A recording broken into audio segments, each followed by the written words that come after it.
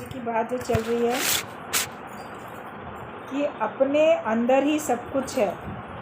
तुम अपने अंदर देखो, बोलते थे कि अपने ही अंदर सब कुछ है, अच्छाई बुराई सब है। तो हम देखें हम उसमें से क्या प्रकट करते हैं, क्या बाहर निकालते हैं। और तुम जगत की बात के अलावा कुछ बात करते हो? ये प्रश्न है। अपने से पूछो, क्या तुम संसार की बातों के अलावा भी कुछ और बातें करते हो? कि जब से सवेरे से सो के उठे रात तक मुंह से निकलती हैं तो बस संसार की बातें निकलती हैं। तो केवल जगत की बात नहीं निकलनी चाहिए, मुख से भगवान का नाम निकले, मेरी रचना से प्रभु तेरा नाम निकले, हर घड़ी हर वेले ओम ओम निकले। ये अपने अंदर में अभ्यास करो, सावधानी रखो, दुनिया की बातें ना निकले मुँह से।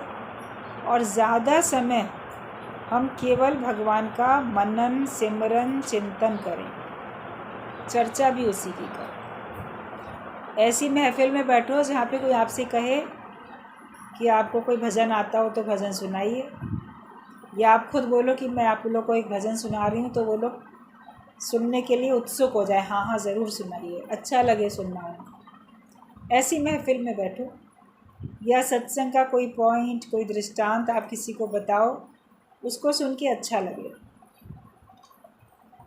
ऐसी अपनी महफिल बनाओ, ऐसा अपना दायरा बनाओ, कंपनी ऐसी हो जाएगी अगर आप चाहोगे तो। जिसने जिसने चाहा उसको सुनने वाले सुनाने वाले सब मिल गए। आप भी सचमुच में चाहोगे तो सब मिल जाएंगे। कोई ना कोई बात तो किसी से होती ही है, और नहीं होती है। कई लोग बड़े संकोची होते हैं।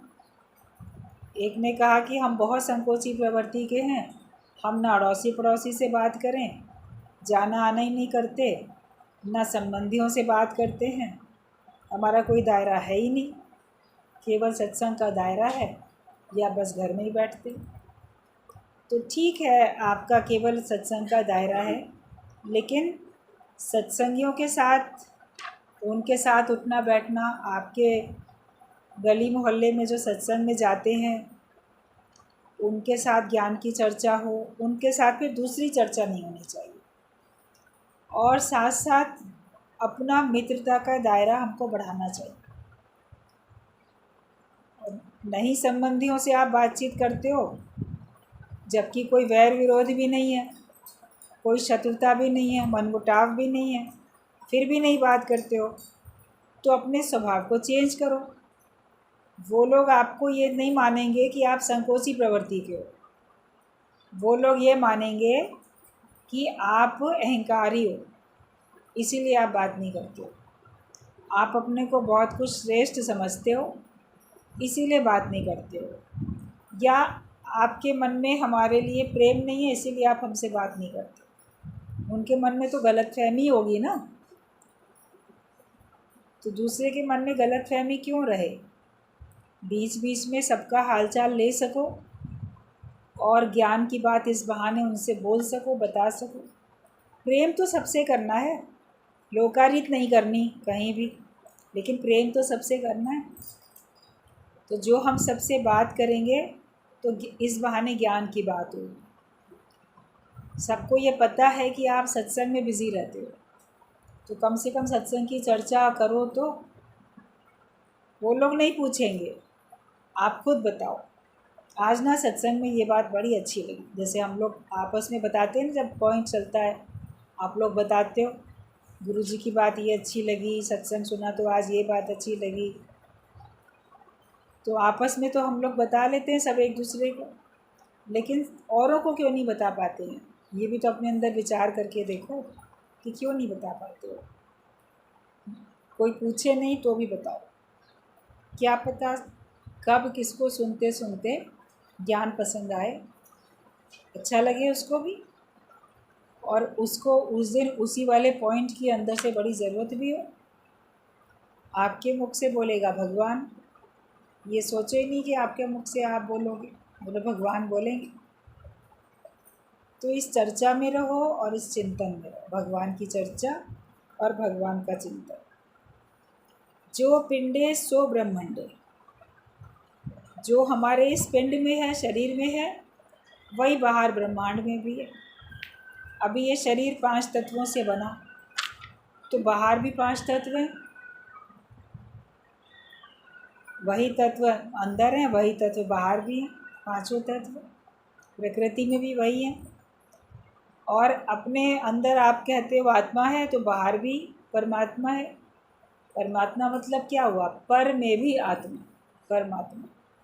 और अपने में वो आत्मा एक हद में है, और परमात्मा विशालता में है, बेहद में है। कार्य तो वही शक्ति कर रही है। आपने छोटा सा दिया जला लिया, उसमें अग्नि है, लपट जल रही है, लौ उसकी दिखाई दे रही है। मोमबत्ती की लौ दिखाई दे रही है, बहुत छोटी सी दिखाई देती है। आपकी एक फूंक से वो बुझ भी जाएगी, मगर उसमें शक्ति तो वही पूरी है। उस छोटी सी लपट से बड़ी बड़ी आग भी तो लग जाएगी, वही तो बढ़ जाएगी फिर।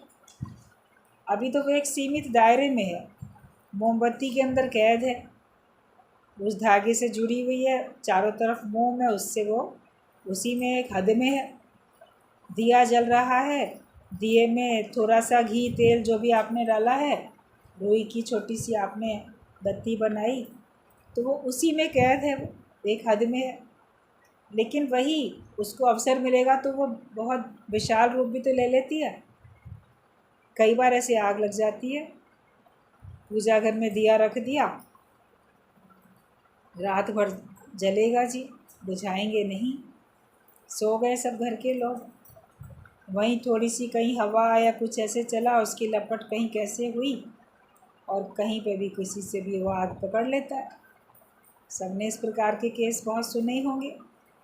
ऐसी कितनी बड़ी बड़ी आग लग जाती हैं, छोटी सी चिंगारी से आग लग जाती है।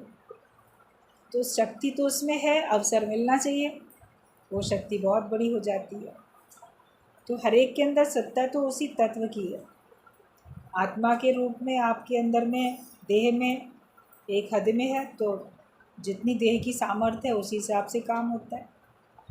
चींटी में भी आत्मा है तो हाथी में भी है वो ही आत्मा, लेकिन चींटी में वो छोटे रूप में अलग तरह से कार्य करती है, हाथी के शरीर में जाके वो अलग तरह से कार्य करती है। शक्ति तो वो हाथी को भी देती है, तभी तो हाथी इतने भारी भारी वज़न को उठा पाता है। चींटी थोड़ी उठा पाएगी उतना वज़न, हाथी उठा पाता है। वही तो सत्ता शक्ति दे रही है। तो ये हमको समझना है कि जो पिंड है सो ब्रह्मांड है, जो हमारे पिंड में है वही ब्रह्मांड में है। और जो हम भावनाएं रखते हैं अपने अंदर, वही भावनाएं बाहर भी हैं। जैसी भावना रखते हो वैसी भावनाएं बाहर जो घूम रही होती हैं वो आप तक पहुंच जाती हैं।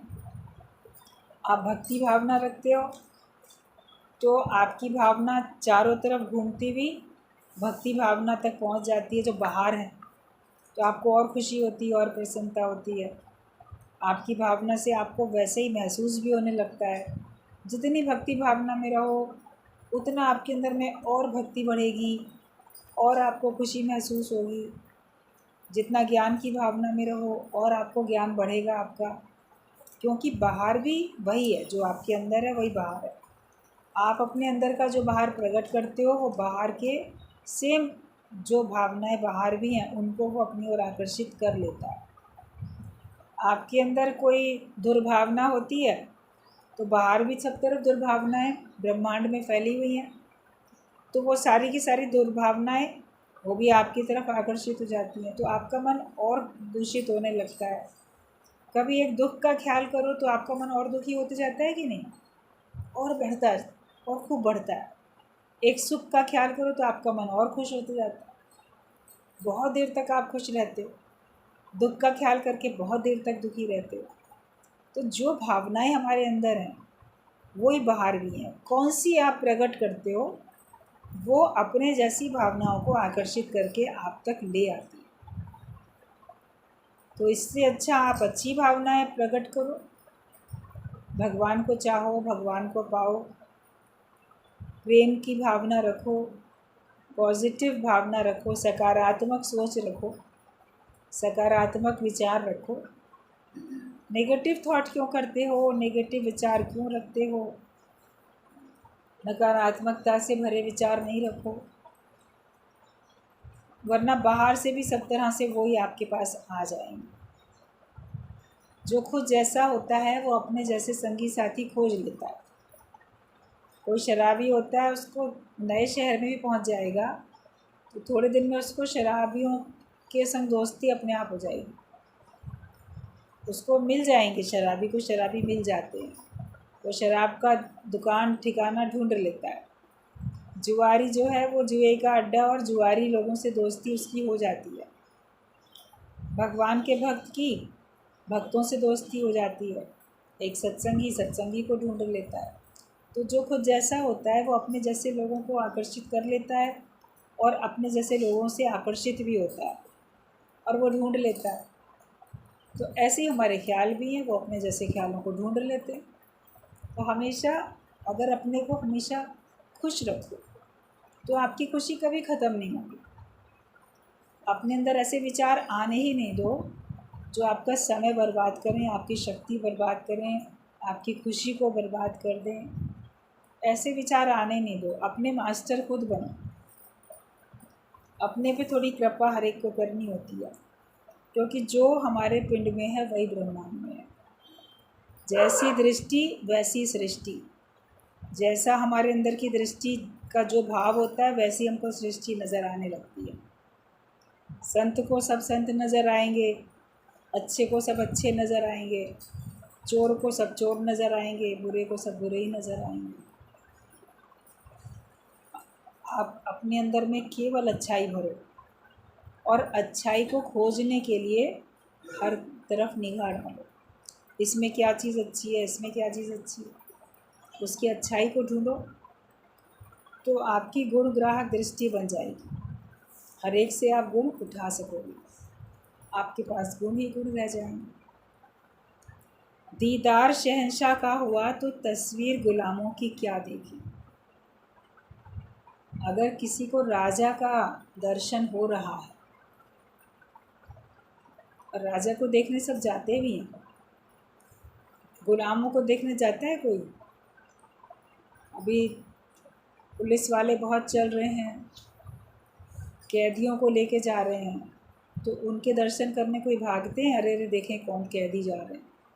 लेकिन वहीं पे कोई मिनिस्टर जा रहा होगा, कोई फिल्म स्टार जा रहा होगा तो जाएंगे। बारात निकलती है तो दूल्हे को देखने के लिए सब लोग जाते हैं, दौड़ते हैं, सब बारात जा रही है, चलो देखो। कहीं पे नौकर चाकर जा रहे होते हैं तो कोई जाके देखता है कि कोई नौकर जा रहा है, ला उसको देख लो। राजा जाएगा तो उसको देखेंगे। तो अगर आपकी दृष्टि में आपको दीदार हो गया शहंशाह का, राजा का, तो आप गुलाम को तो नहीं देखो। कौन शहंशाह है और कौन गुलाम है ये सोच के देखो। जिसको कुछ नहीं चाहिए, जिस जीव को चाह नहीं सो शाहों का शाह, तो उसको अगर हमने देख लिया तो संसार के लोग तो सब गुलाम हैं। मन के गुलाम, इच्छाओं के गुलाम, अपने स्वभाव के गुलाम, किसी न किसी आदत के गुलाम। तो उनको देखने क्या जाए? देखना है तो इस सृष्टि को बनाने वाले को देखो, मालिक को देखो, सारी सृष्टि का जो मालिक है उसको देखो। और हर एक, जैसे बात अभी चल रही थी, उसी की तो रचना है। रचना को देख के रचयिता की याद आनी चाहिए ना। अभी एक छोटी सी साधारण सी मान लो बात है, आपको किसी ने भी कोई गिफ्ट दी होती है। जब जब आप उस गिफ्ट को देखते हो या उसको इस्तेमाल करते हो तो आपको देने वाले की तुरंत याद आती है, अरे ये साड़ी तो मुझे उसने दी थी, ये गहना तो मेरी माँ ने या किसने दिया था मुझे, ये चीज़ मुझे उसने दी थी।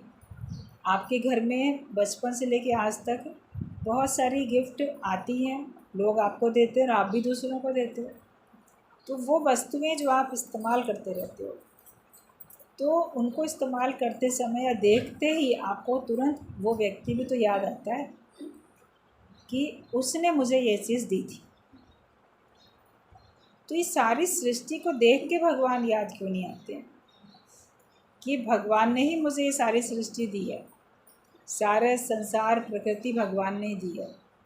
या कोई भी चीज़ इस्तेमाल करने चलते हो तो ये दिया किसने, ये शरीर भी हमको किसने दिया, और जो कुछ हमको दिखता है, जो भी कुछ हम इस्तेमाल करते हैं, अभी सांस लेते हो, ऑक्सीजन हमको किसने दी, खाना खाते हो, पानी पीते हो, सब अन्न जल सब किसके कारण से हमको उपलब्ध होता है। तो उसमें मूल कारण भगवान, उसी ने तो हम सबको इतना सब दे दिया।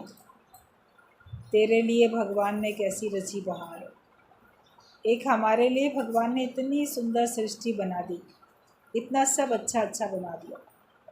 तो हम उसको यूज़ तो करते हैं आराम से, लेकिन उसको इस्तेमाल करते समय भी हमको भगवान की याद नहीं आती। ना देख के भगवान को याद करें, ना उससे सुख मिलता है तो भी भगवान को याद नहीं करते। फिर हम व्यक्तियों को याद करते हैं, उसके कारण से सुख मिल रहा है, उसके कारण से दुख मिल रहा है, लेकिन हकीकत में हर एक को बनाने वाला तो भगवान है। हर समय हमको परमात्मा की याद आए। जब हम सही समझ धारण करेंगे तो कभी ऐसा नहीं होगा कि आपको भगवान याद नहीं रहेंगे। अब भगवान को 24 घंटे याद करने का मतलब ये थोड़ी उसका नाम रटते रहो, नाम जपते रहो, जिस इष्ट की आप पूजा करते हो उसी को ही अपने ध्यान में रखते रहो, ऐसा भी नहीं है। आपको और भी चीज़ें दिखेंगी, मगर ये सब भगवान का ही रूप है। ये हमें ख्याल होना चाहिए। ये सब कुछ जो है ये परमात्मा ही बना है, कहीं जड़ कहीं चेतन, बना तो वो ही। क्योंकि भगवान ने कहा है मैं ही सब में बना, मैं ही हूँ, मेरा ही रूप है, मैंने अपने इतने सारे रूप बना लिए। एक भगवान अनेक हो गया, एक को बहुश्याम बोलते, वो बहुत बन गया। एक जो था अनेक हो गया, कभी कैसे उसने अनेक रूप धारण कर लिया। तो है तो वही, उसके अलावा तो कुछ भी नहीं है, क्योंकि सब में शक्ति उसी की। बल्कि वो जो भी कुछ दिखता है वो ज्यों का त्यों वही है, रूप बदला हुआ दिखता है। पानी अलग दिखता है, भाप अलग दिखती है, बर्फ़ अलग दिखता है, तत्व तो एक ही है। वो ही बन गया, पानी ही बर्फ़ बन गया, पानी ही भाप बन गया, तो भगवान ही सब कुछ बन गया। तो हमें जो भी कुछ आँखों से दिखे उसको देख के हमें याद आनी चाहिए, तो उस एक भगवान की याद आनी चाहिए और उसी का दीदार करो। तो उसके बाद संसार वालों को देखने की आपकी चाह मिट जाएगी। मैं इसका मुँह देख लूँ, मैं इसकी शक्ल देख लूँ, बड़े दिन से उससे मिले नहीं, देख आएँ। मोह के कारण से आप अपने संबंधियों को मिलने जाते हो, या अंत समय में उनको देखने की कामना आपके अंदर में होती है, लेकिन अंत में हमको भगवान की ही कामना हो, और वैसे भी हम भगवान को ही जाएं। बाकी हर एक के पास मिलने आने जाने की कोई मना नहीं, प्रेम करने की कोई मना नहीं, लेकिन ये देखो कि उन सब रूप में है ही भगवान। इतने रूप में परमात्मा मेरे साथ है, मेरे अंग संग है। संसार की एक भी चाह नहीं रखो, दूसरे का आधार लेना, इंद्रियों का सुख तुम चाहते हो तो तुम बंधन में फंसे हुए हो। अगर हम दूसरे का आधार लेते हैं, दूसरे की चाहत करते हैं, तो जैसे कि हम बंधे हुए हैं, हम बंधन में हैं और हम माया में फिर फंस जाते हैं। अपने को निर्लिप्त बनाओ,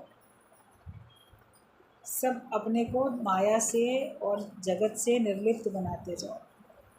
बाकी प्रेम रखो सबके साथ, और प्रशंसा करो हर एक की, निंदा किसी की भी नहीं करो, प्रशंसा करो। कोई प्रशंसा करता है आपको खुशी होती है ना, मन मुग्ध होता है। आप भी किसी करते हो, वो भी मन को, उसको मन की खुशी मिलती है।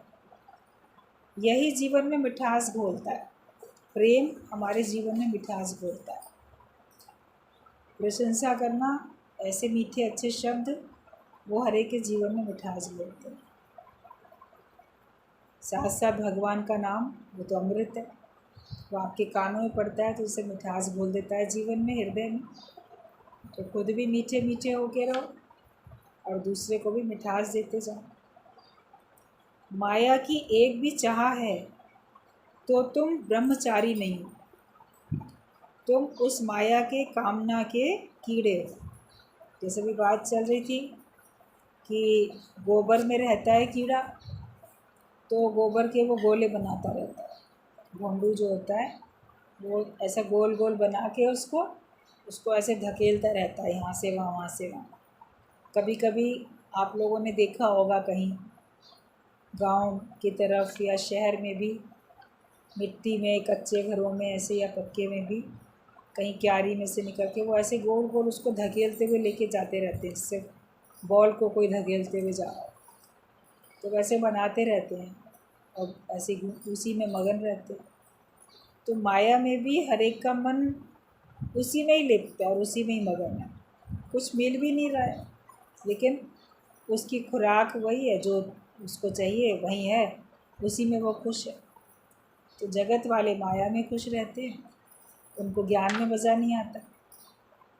वो लाओ भी उनको सत्संग में तो उनका मन नहीं लगेगा, वो चले जाएंगे, मन उनका मुड़ जाता है माया की तरफ।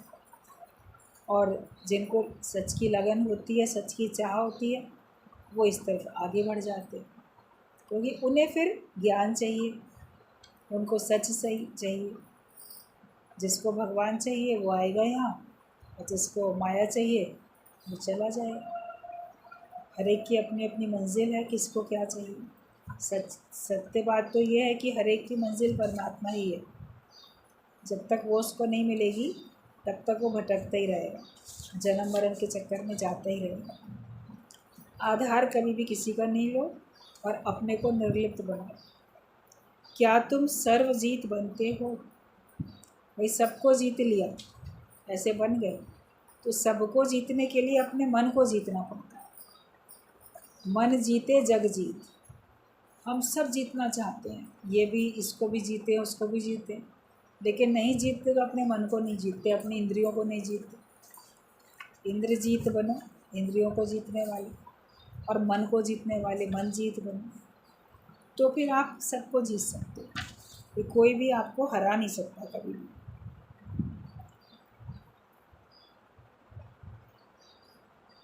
नाम अगर रखवा लो कि सर्वजीत हूँ, तो क्या तुम हो गए? ऐसे सर्वजीत सिंह नाम भी होता है, नाम लोगों के होते हैं। अरे क्या नाम है तुम्हारा? जी मेरा नाम सर्वजीत है। तो नाम सर्वजीत हो गया तो क्या उसने सब कुछ जीत लिया? उसका कुछ ना कुछ तो मन से तो खुद भी हारा हुआ है, सबसे कहाँ जीता हुआ है। तो सर्वजीत तो बना नहीं नाम रख लेने से। लेकिन जब अपने मन को जीत पाया तब वो सर्वजीत बनता है। एक सर्वजीत नाम का लड़का कबीर से जीतने गया। कबीर ने कहा कि मैं हारा तू जीता। लड़का बोला लिख कर दे दो, मैं सबको दिखाऊंगा कि तुम हार गए और मैं जीत गया। कबीर ने उससे कहा देखो मैं हारा और तू जीता। बोला ठीक है लिख के दे दो। तो कबीर ने कहा कि ऐसा है तुम ही लिख लो, तो तुम ही लिख लो मेरी तरफ से। तो उसने क्या लिखा? मैं हारा तू जीता। अगर कबीर लिख के देता तो बात अलग होती, इससे कहा तुम ही लिख लो। लड़के ने लिखा ठीक है, ये बोल रहा है मैं हारा तू जीता, मैं वही लिख देता हूँ, मैं हारा तू जीता। और जब घर में गया तो वो तो उल्टा हो गया था अर्थ उसका। कहता ये देखो तो लोग कहते हैं तुम ही ने तो लिख दिया कि मैं हारा तू जीता, तुम तो उसको जिता के चले आए। तो घर जाके जब पढ़ा तो उल्टा ही हो गया कि कबीर जीता। कई बार कोशिश की, फिर गया, 7 बार कोशिश की। अंत में कबीर के पास जाकर बोला कि देखो कि मैं ही हारा, तुम तो सचमुच में जीत गए हो, मैं ही हार गया। तो नाम रखने से कोई नहीं जीत सकता अपने सबको, लेकिन जो अपने को मिटाएगा वो सबको जीत सकता है। जो अपने को मिटाता नहीं है, नम्रता में नहीं रहता, झुकता नहीं है, तो फिर वो कुछ किसी को भी जीत नहीं सकता। कोई दबिश डाल के किसी के ऊपर थोड़े समय के लिए अपनी मनमानी कर सकता है, उसको लगेगा मेरी बात मान ली गई तो मैं जीत गया। हकीकत में जीता तो वही जिसने अपने को मन को मिटाया, जिसने नम्रता में रखा, जो झुका, जिसने एडजस्ट किया। जीता तो वही, उसका तो अहंकार वैसे ही रहा। अहंकारी व्यक्ति कैसे अपने आप को बोल सकता है कि मैं जीत गया? वो कभी जीत ही नहीं सकता है। तो हर एक को अपने को ही हराना है। पहले मैं हारा, पहले अपने को हार जाओ भगवान के आगे। लेकिन हम हारते हैं माया के आगे, गुरु के आगे हार जाओ कि नहीं तुम ही जीत गए, भाई हम हारे। तो भगवान के आगे तुम जो हो हारते चले जाओ, तो फिर तुम्हारी जीत हो जाएगी। तुम दुनिया को जीतने चले हो, लेकिन क्या ये दुनिया साथ में लेके चलोगे? आप बोलो मैं दुनिया को जीतने चला, मैंने दुनिया जीत ली, दुनिया को जीत लिया, लेकिन क्या वो दुनिया तुम्हारे साथ चली? सिकंदर ने बहुत कुछ जीता, मैंने ये देश जीता, मैंने वो देश जीता, उसने बहुत कुछ जीता, लेकिन जब वो गया दुनिया से तो अपने साथ क्या लेके गया? एक कण भी उसके साथ नहीं गया, कुछ भी नहीं गया उसके साथ। तो जो कुछ उसने जीता यहीं पर तो छोड़ के गया, तो वो जीतना भी क्या जीतना? जो सदा के लिए तुम्हारा ना हो पाया, तो वो जीतना भी तुम्हारा फिर क्या जीतना है? उसका तो जीतना कोई मायने ही नहीं रखता है। दूसरों से रीस नहीं करो। आवश्यकता केवल मन की शांति है, हमारे मन की शांति वास्तव में हमारी आवश्यकता है, लेकिन हम दूसरों से ना रीस करते रहते हैं, हिरस करते रहते हैं। उसके पास ये है, मेरे पास भी ये हो, वो ऐसा है तो मैं भी ऐसा रहूँ, उसको ये मिल गया मुझे भी मिल जाए। तो दुनिया वालों से हम ऐसे देख के नकल नहीं करें, हम अपने में संतुष्ट रहें, हम अपने आप में भरपूर होकर रहें। दूसरे की अच्छी प्रारब्ध देखकर तुम जलते क्यों? किसी की बड़ी अच्छी प्रारब्ध होगी, बहुत सुख भोगता हुआ कोई दिखेगा, बहुत माया उसको मिलती हुई दिखेगी, बड़ा मान सम्मान होता हुआ दिखेगा, तो किसी का मन बड़ी ईर्ष्या करता रहता है उससे। तो उसका भाग्य है, तभी उसको मिल रहा है। मेहनत तो तुम भी करते हो, मेहनत वो भी करता है, लेकिन किसी की मेहनत रंग ला जाती है, किसी की मेहनत नहीं फलीभूत हो पाती है। तो उसमें ईश्वर की मर्ज़ी है, जैसी ईश्वर की मर्ज़ी होगी वैसे ही होता है। अपनी ओर से कोई कमी नहीं करो, किसी प्रकार की अपनी ओर से कमी नहीं करो कि मैंने मेहनत में कमी की या मैंने किसी बात में कमी की। मैंने कोई कमी नहीं की, लेकिन फिर भी मुझे जैसा मैं चाहता था वैसा फल अगर नहीं मिला तो परमात्मा की मर्ज़ी है, और जो भगवान की मर्ज़ी है वो ही मेरे लिए अच्छा, जो तेरी इच्छा वो ही मेरे लिए अच्छा। तो आवश्यकता मुझे सामान की नहीं है, माया की नहीं है, लेकिन आवश्यकता केवल मन की शांति की है। तुम एक समय में कितनी रोटी खा सकते हो, कितना चाहिए तुम? अगला समय तुम्हारे लिए आएगा कि नहीं आएगा? एक संत था सन्यासी, तो देखा वो अपने हाथ से रोटी बना के खा रहा था, ज्ञानी था एक। तो ऐसे घर छोड़ के चला गया, ज्ञान उसके पास था, तो देखा वो अपना रोटी बना रहा है और खा रहा है। तो किसी ने देखा कि उसने एक रोटी बनाई और उसको खा लिया, फिर दूसरी बना रहा है, फिर खा रहा है। उसने 4 रोटी का आटा उसका गूँधा हुआ था। तो वो कहता है, अरे ये तुम क्या कर रहे हो? 4 रोटी अगर तुमको खानी है तो चारों रोटी बना लो और बना के फिर एक साथ बैठ के खाओ। ऐसे कोई करता है क्या? एक रोटी बनाई फिर खा ली, फिर वो बनाई फिर खा ली। कहता है कुछ नहीं, ऐसे मन में विचार आ रहा था कि क्या पता दूसरी रोटी खाने तक जीवित रहूँ कि ना रहूँ, इसलिए एक रोटी बनाई तो एक तो खा ली। अब मतलब ये दृष्टांत है केवल एक, कि जो अवेलेबल है उतने का तो सुख ले लो ना। उस चक्कर में हम अधिक की चाह में जो हमारे पास है उसका भी सुख नहीं ले पाते। और पता नहीं अधिक के लिए आप जीवित रहोगे भी कि नहीं रहोगे। तो ये था कि वर्तमान में जियो। सिद्धांत इसका ये है कि तुम वर्तमान में जियो और जो है इस समय उससे तो सुख उठाना सीखो, उसमें तो सुखी होना सीख जाओ। जैसे उसने एक रोटी तो खाई, फिर और चाहिए था तो और उसने खाया। तो ऐसे मन को जो है उसमें तो तृप्त करो, उससे तो तुम्हारा पेट भर जाए। मन का ही पेट नहीं भरता, मन भूखे का भूखा ही रहता है। शरीर का तो फिर भी चलो इतना डाइट है तो उतने बाद आपका हो जाएगा, लेकिन मन फिर आपका वैसा का वैसे ही रहता है। तो जो आज के दिन में तुम्हें ईश्वर की ओर से मिला उसमें शुक्रगुजार होके रहो और उसमें खुश हो, तब फिर आप देखोगे कि आपको बाद में और अधिक मिल रहा है। और मिल रहा है तो आप उससे पेट भरो, वरना जब कभी नहीं होता है तो एक रोटी से भी तो व्यक्ति खा के गुजारा करता है। पिछले दिनों जब ये लड़ाई शुरू हुई थी, युद्ध रशिया का और यूक्रेन का इधर का जो हो रहा था, तो उसमें सब लोगों को बाहर निकाला जा रहा था, अपने अपने देश के लोग अपने अपने देश में चले जाओ, बहुत दिखाया जा रहा था।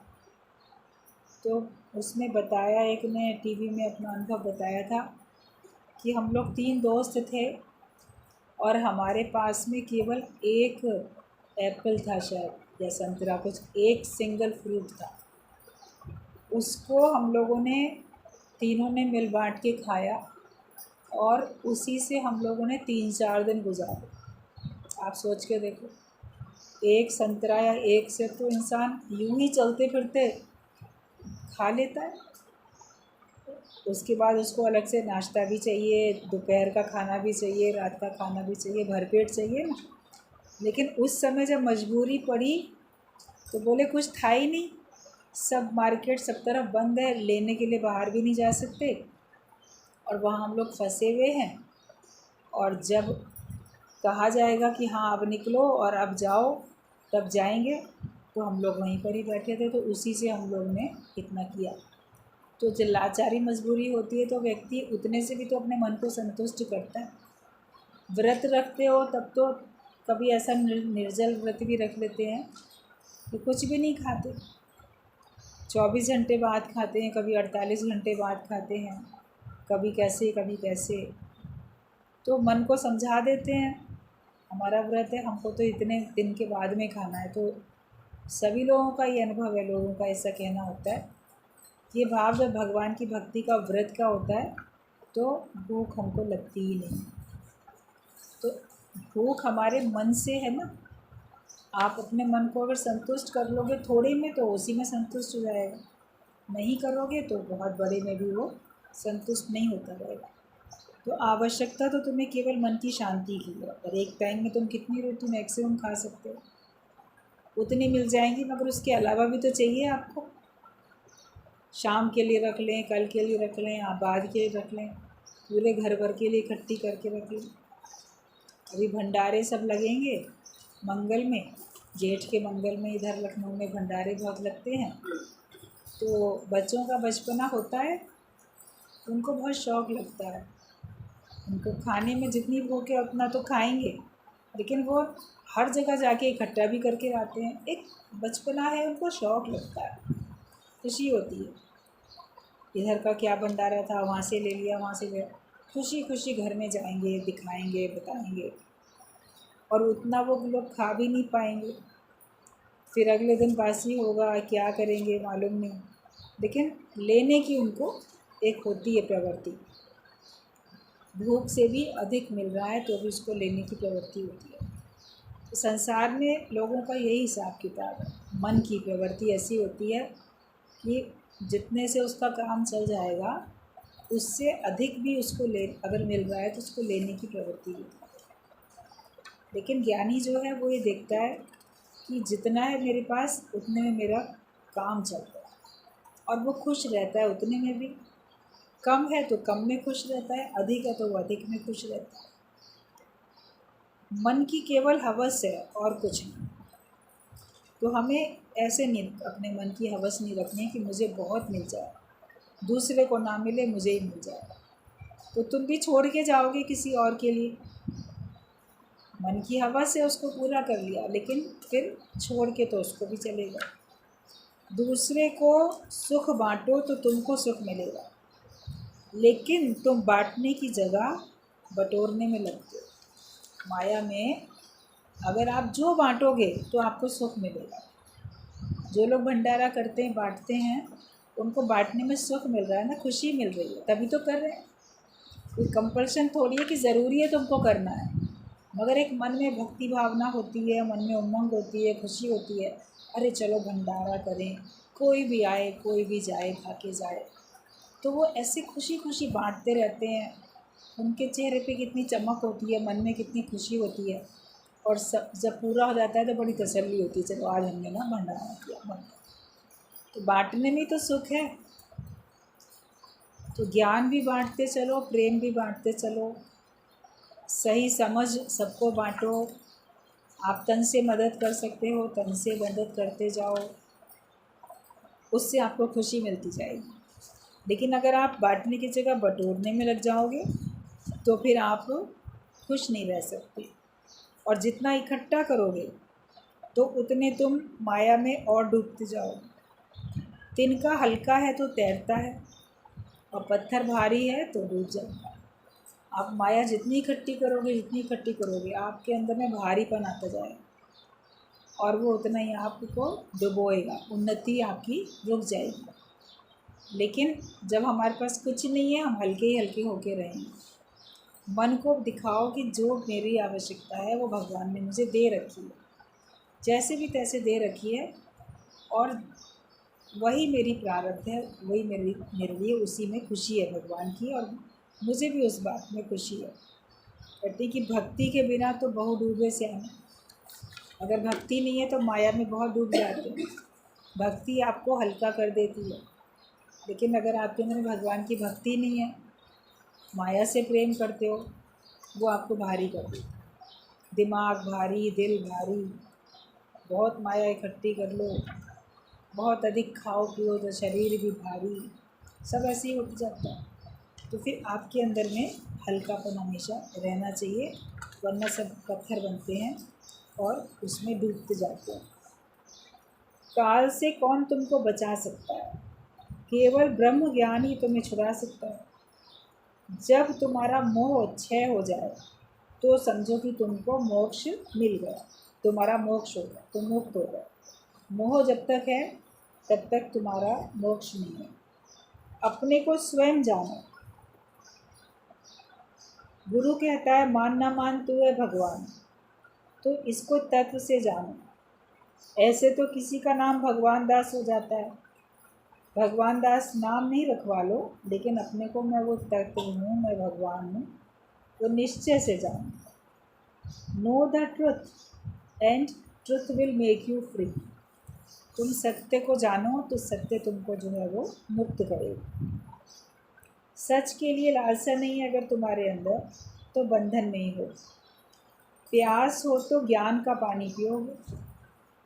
साचे नाम की लागे भूख, भूख प्यास हमारे अंदर में माया की ना हो, ज्ञान की प्यास हो, ज्ञान की ही हमको भूख हो।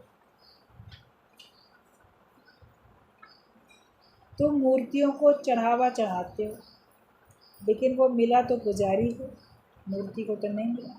हमने भाव रखा केवल, भगवान को हमने प्रसाद चढ़ाया है, लेकिन मूर्ति क्या खाती है? वो तो तुम्हारी भावना को देख लेती, और बाकी मिलता तो सब उसी को है। तो जो दिखाई दे रहे हैं हमको, उन्हीं को सब मिल रहा है, उन्हीं के लिए आप छोड़ोगे, उन्हीं को सब मिल रहा है। लेकिन जो तुम्हारी भावना होती है, भगवान तो भाव के भूखे हो, उनको तुम्हारी भावना पहुंचती है। अगर आप भाव रखोगे तो भगवान प्रसन्न है, भाव नहीं रखते तो भगवान आपसे कैसे प्रसन्न हो सकते हैं? अच्छे भाव हमेशा रखो।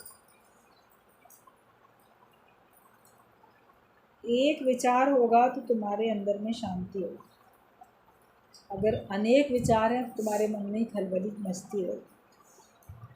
राजा अजात शत्रु भगवान बुद्ध के पास गया, वहाँ उनके 10,000 शिष्य बैठे थे।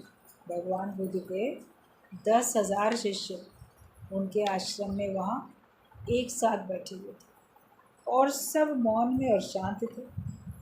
राजा को इस बात को देख के बड़ी हैरानी हुई, इतनी भीड़ है, इतने लोग हैं और कोई शोर नहीं है, क्योंकि सबके विचार एक थे, किसी को कुछ बोलने की ज़रूरत ही नहीं थी। तो फिर वो मौन में थे बिल्कुल। तो हम 4 लोग भी अगर कहीं दुनिया में बैठे हुए देखते हैं तो वहाँ भी शोर बातचीत होती रहती है, और जहाँ ज्ञानवान होते हैं तो वहाँ पे कितने भी लोग बैठे होंगे, वहाँ पे भी आपको शांति शांति का अनुभव होगा। बाहर से भी शांति होगी और आपका अंदर मन भी शांत हो जाएगा, वरना मन में भी शोर है और बाहर भी शोर। तो अपने अंदर भी शांति रखो, अपने बाहर भी शांति रखो, मौन में रहो। मौन में रहेंगे तो हमको सब कुछ फिर मिलता चला जाएगा।